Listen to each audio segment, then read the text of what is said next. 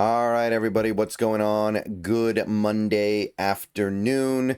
Got to finish up the Pro Football Focus videos. I know that today there's a lot of stuff that is happening around the NFL, but again, I'm not looking to make like 20 different videos today with each release or waiver or cut or whatever you want to call it as it happens.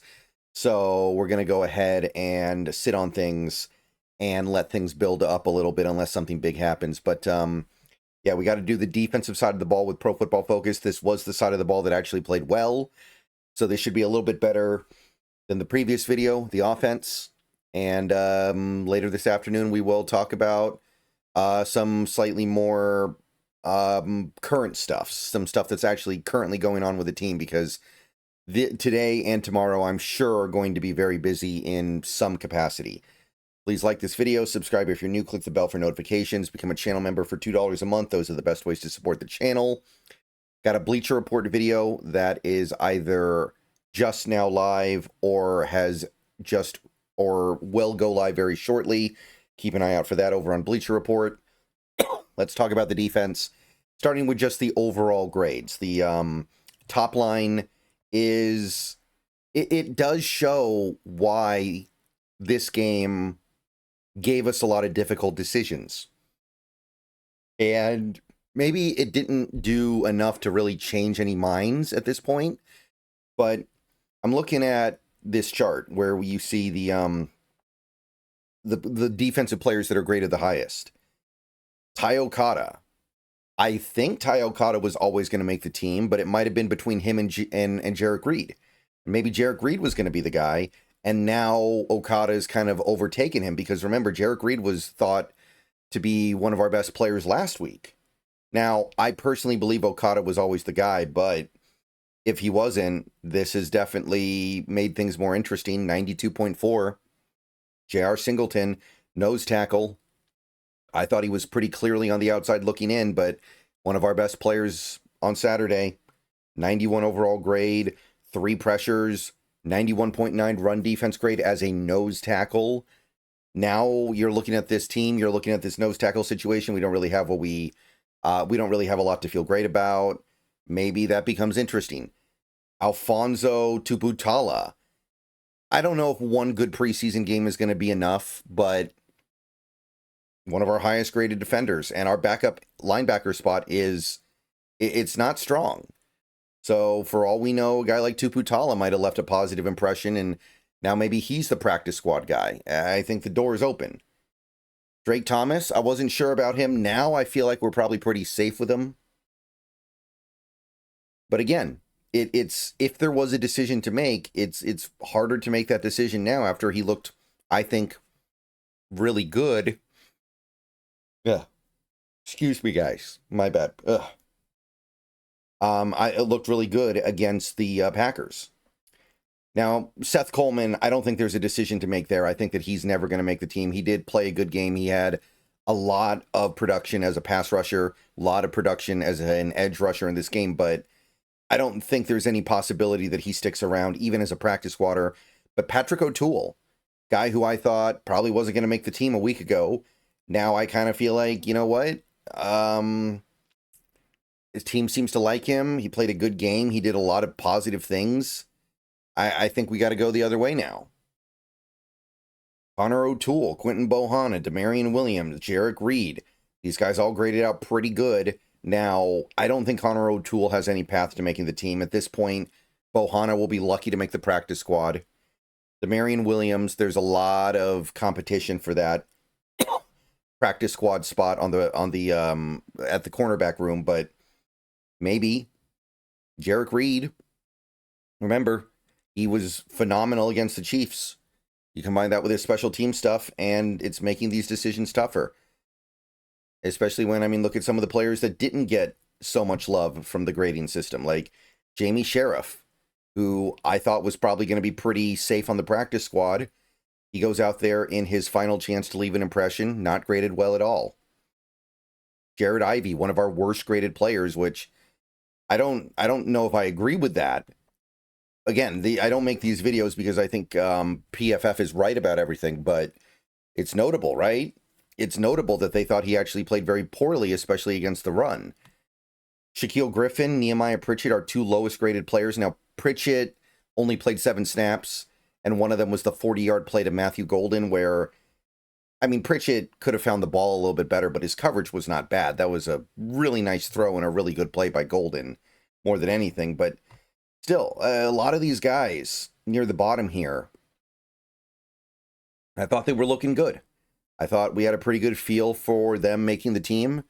And this is what I mean when I say difficult decisions have been provoked by the way this squad went out there. And it's a good thing to have, because you have a lot of players that might have been on the fringe, that might have been even unlikely to make it, playing really well. And now you have to reconsider some of your assumptions, some of your decisions.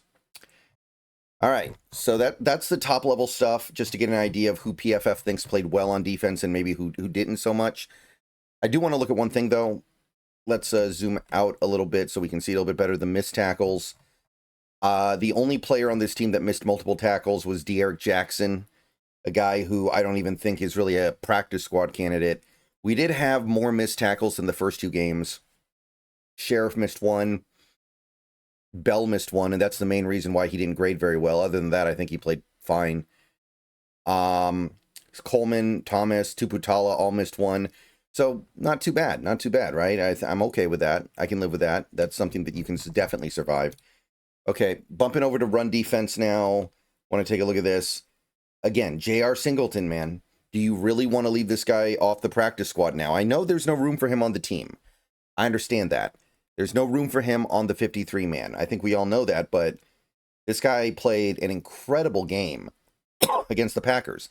It's not just the stats. It's not just the pressure rate. It's not just any of that.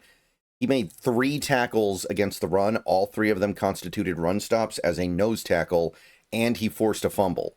So he wasn't just occupying bodies. He was actually getting in there and making plays. Certainly intriguing. Tuputala, same thing. Look at his 2 run stops in 16 opportunities. Really good rate. Really good, efficient player from there. Tai Okada, a safety, scoring really well against the run as well. He had a run stop in this game. I know that it's not a huge percentage or anything, but he is a safety. We are talking about a safety here. His ability to do that kind of stuff is limited, especially when Okada is more likely to be your deep guy. You're not going to expect him to come up there and make a ton of plays in the backfield or nothing. Drake Thomas, also another pretty good game. Couple of run stops. He had a couple of run stops from De'Eric Jackson. So despite his problems, he did make a couple plays around the line of scrimmage. Patrick O'Connell, same thing. Average depth of tackle there, by the way, 3.7, pretty decent. 3 run stops for Jared Ivey. Very interesting, right? Very interesting that Jared Ivey gets dinged so hard. Now, his stop rate wasn't super high or anything. I understand he made 8 total tackles, 6 solos, so 3 stops is not as impressive as it is for, like, Singleton, but I don't know. Watching that game, I didn't get the sense that Jared Ivey was anywhere near this bad, so I'd be interested to know why PFF came to that conclusion, because I'm sorry, guys. I am low energy today. My bad. You'll have to forgive me. I don't know. I have a hard time buying that one personally, but those are your run defense grades. You can see that it's pretty good. Again, it's just one of those things where a lot of the players that I thought were on the outside looking in did really well. And a lot of the players that I thought were good to go and were going to be part of this team this year aren't. So I don't know. I don't know what to really think about it. It's complicated. And moving on from the run defense, the pass rush, the good news, our pass rush actually did really well at generating pressure in that game. 17 pressures on top of these 6 sacks, and I believe we only had 5 sacks, and one of the sacks went split 2 ways. So I don't think I don't think this is a discrepancy between ESPN and PFF, by the way. But let's take a look at the guys who were churning out there. So first of all, Singleton's kind of the big one here, because as a nose tackle, he had 3 pressures and a sack. Seth Coleman, 5 pressures. Now, again, I think Coleman is... I can't imagine him making this team. I can't even really imagine him making the practice squad, but it is notable that he was by far our most prolific pass rusher in this game. he is the guy who really stood out in a positive way. Jared Ivey, Connor O'Toole, Jamie Sheriff all had multiple pressures in this game, but none of them really did anything over the top great. They each had a sack. Tupu Tala had a sack as well, so that's cool. Getting in on that inside linebacker blitz. We also had a pressure from Bubba Thomas, another nose tackle, but he's got no chance of making this team, so you can only get so excited about that. I don't know. Again, it's not like the Seth Coleman thing really comes to anything, but for all we know, maybe it does. We don't know how the coaching staff values these pieces. We don't know how the coaching staff is looking at their practice squad. I've had Tyrone Broden on the practice squad this whole time, but at this point, there might not be enough there for them to even give him that. And maybe a guy like Seth Coleman is kind of a surprise addition. That's your pass rush stuff. Coverage. Now, this is all going to be fine for the most part, except for Pritchett, because the only really big passing play the Seahawks gave up on Saturday was the 40-yard pass over Pritchett's head, which, again, I don't even think the coverage was that bad. I'm not really tripping too hard on that one, and I don't think you guys should either. Not to say that everybody got graded well, but nobody really got beat up here. After Pritchett, 13 yards allowed in coverage by D'Anthony Bell on 3 targets. That's fine, right? You got 1 target, 10 yards for Okada, and he was our highest graded cover player, by the way. That interception goes a long way. And by the way, that catch he gave up was 7 yards in the backfield, and then there was 17 yards of yak. So it's not like he was really getting beat in coverage. He just was the guy closest to a screen pass that ended up going for a pretty big gain. O'Connell, 7 yards on 3 targets. Really good, actually. Now, we're not playing good quarterbacks out there on Saturday. I understand that. But you can only judge what you are given. Like, none of these guys are really getting beat up. Even some of the guys that are graded poorly. Like, look at Shaq Griffin. 2 targets, 1 catch for 1 yard. Excuse me. 2 targets, 1 catch, 1 yard, and he gets graded really poorly. So they're seeing something there that has nothing to do with the end result of the play. I guess Shaq Griffin was credited as being in coverage on the touchdown pass. I still have a hard time believing it should be this bad when you're talking about a 1-yard play. Derek Jackson, 1 target, 7 yards, gets dinged pretty heavily. Tyler Hall, and he was the guy who got hurt at the end of the game. 2 targets, 10 yards. Like, there's nothing really all that alarming here. And PFF does what they do. Like, don't get me wrong, PFF is going to do what they do. They're going to ding some players that didn't really give up anything because they saw something specific and detail-oriented that they didn't like. But other than the Pritchett play, which, again, I don't even think was that bad coverage, pretty reasonable. Special teams real quick. Again, this is why it's hard. Jarek Reed's our highest graded special teamer by far. Are you really leaving him off the team knowing that the special teams is having the problems that they're having? You can, but I don't think anything's a sure thing. And a guy like Okada, if I had to make an assumption, I would say that Reed is more valuable to this team on special teams than Okada is. And by the way, if Okada, look at how low he is on the special teams grading. He is one of our worst graded special teamers. Anthony Tyus, Jamie Sheriff, Jacardia Wright, those were the other special teamers that kind of stood out, but nobody did great except for Reed and I guess Tyus. So that's where things stand right now. Some of the guys that didn't do themselves any favors was Okada. And again, this is why this is so hard. Nothing is clear cut here. Nothing is cut and dry.